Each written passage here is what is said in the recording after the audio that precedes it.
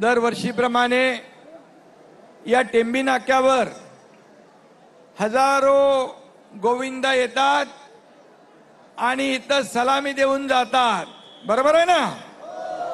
आणि ही ठाणे ही गोविंदाची पंढरी झालेली आहे. ती कोणामुळे? धर्मवीर आनंद दिघे साहेबांमुळे. आणि म्हणून आनंद दिघे साहेबांनी इथं टेंबी नाक्यावर दहीहंडी उत्सव सुरू आणि तो संपूर्ण ठाण्यात, मुंबईत, महाराष्ट्रात सगळीकडे मोठ्या उत्साहात साजरा होऊ लागला. साता समुद्र पलीकडे गेला. आता फक्त यापूर्वी गोविंदाजी स्पेन वरून इकडे बघायला लोक यायची. आता स्पेनची लोक इथं गोविंदा लावला त्या दिवशी आपल्या 14 ऑगस्ट झेंडावंदनच्या रात्री. आणि त्यामुळे ठाणे ही गोविंदाची पंढरी झालेली आहे. तर थोडा मागेच. आणि म्हणून मी आज या ठिकाणी गोविंदा यांचं स्वागत करतो. आपले गोविंदा म्हणजे आजचा तुमचा गोविंदाच आहे ना, म्हणजे गोविंदा तुम्हाला भेटायला आलेला आहे. आणि काय करायचं आहे? थोड्या वेळाने, थांबा थोडा वेळ. आणि शिवाजी महाराजांची भूमिका केलेले आपले शरद केळकर यांचं देखील इथं आगमन झालेलं आहे. दोघांचा टाळ्या वाजून स्वागत करा सगळ्यांनी. आणि आपले कलेक्टर कुठे गेले? नवीन कलेक्टर आले. त्यांनी बांबूपासून भगवान श्रीकृष्णाची बासरी बनवलेली आहे आणि त्यांचंही नाव आहे श्रीकृष्ण पांचाळ. आणि म्हणून आता सगळे तुम्ही गोविंद आहात. तुमच्या सगळ्या गोविंदांचं मी मनापासून स्वागत करतो. मनापासून आपल्याला शुभेच्छा देतो. खरं म्हणजे गोविंदा उत्सव दिघे साहेबांनी सुरू केला. आपली संस्कृती आणि परंपरा जपण्यासाठी, आपले सण उत्सव साजरे करण्यासाठी. इथं कुठली जीवघेणी स्पर्धा नाही. बघा ते लहान मुलगा वरती जातोय, त्याच्या पाठीमागे सेफ्टी नेट लावलेला आहे. म्हणजे इथं कुठलाही धोका नाही, खाली मॅट टाकलेला आहे. म्हणजे ही जीवघेणी स्पर्धा नाही, आपला उत्सव, आपला सण इथं साजरा करतोय. आणि दरवर्षी या ठिकाणी सकाळी पहिली सलामी द्यायला लोक येतात आणि इथं सलामी देऊन नंतर मग पुढे जातात. ही परंपरा टेंबी नाक्याची आहे. आणि म्हणून ही परंपरा आनंद दिघे साहेबांनी सुरू केली. म्हणून या ठिकाणी दिघे साहेबांची हंडी मानाची हंडी, सोन्याची हंडी आपण म्हणतो. म्हणजे सोन्यासारखी माणसं इथे येतात, गोविंद येतात. हे आमचं सगळं सोनं आहे, हे आमचं वैभव आहे. आणि म्हणून यांचं मी मनापासून सगळ्यांचं स्वागत करतो. खरं म्हणजे दिघे साहेबांनी हे गोविंदा उत्सव साजरा केला. ठाण्यात गणेशोत्सव स्पर्धा चालू केली.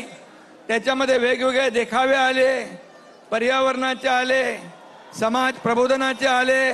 बघा सांभाळून बघा, आता तो एकदम सेफ आहे.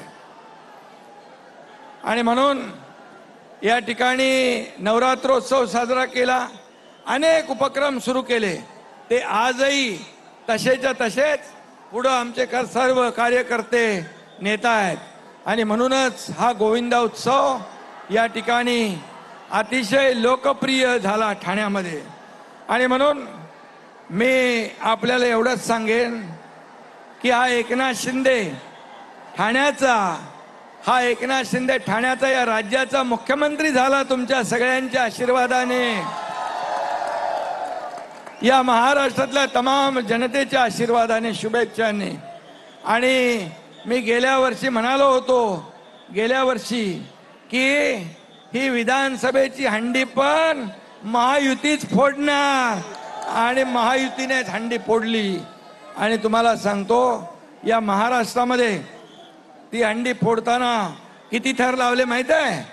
किती थर? 4 नाही, 232 थर लावले. 232 आमदार आले निवडून. आणि एक लँडस्लाइड विक्टरी झाली आणि या तमाम देशाने महाराष्ट्राने पाहिलेली आहे. आणि म्हणून ही अंडी आपण फोडली. आणि आता पहलगाम झाल्यानंतर पाकिस्तानची हंडी कोणी फोडली? पाकिस्तानची हंडी कोणी फोडली? पाकिस्तानची हंडी फोडली आपल्या देशाचे लोकप्रिय प्रधानमंत्री नरेंद्र मोदीजी यांच्या नेतृत्वाखाली भारतीय लय फोडून टाकली, सैनिकांनी फोडली. आणि पाकिस्तानला त्याची जागा दाखवायला पाहिजे होती ना. हाँ, ईट का जवाब पत्थर से, खून का जवाब खून से, गोली का जवाब गोले से.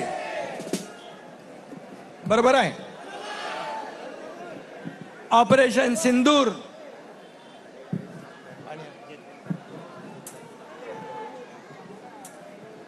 ऑपरेशन सिंदूर झाला.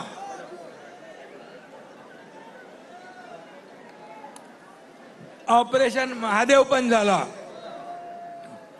ज्या आतंकवाद्यांनी पहलगाम मध्ये आपल्या बहिणींचं कुंकू पुसण्याचं पाप केलं होतं, त्या आतंकवाद्यांना ठार करायचं होतं ना, खात्मा.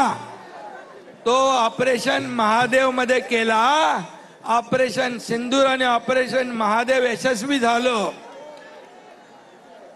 आणि ज्या सैनिकांनी मायभूमीचं रक्षण करण्यासाठी आपलं रक्त सांडलं, त्यांना रक्त देण्यासाठी तुमच्या शिवसेनेचे 1000 पैलवान काश्मीर मध्ये जाऊन रक्तदान करून आले.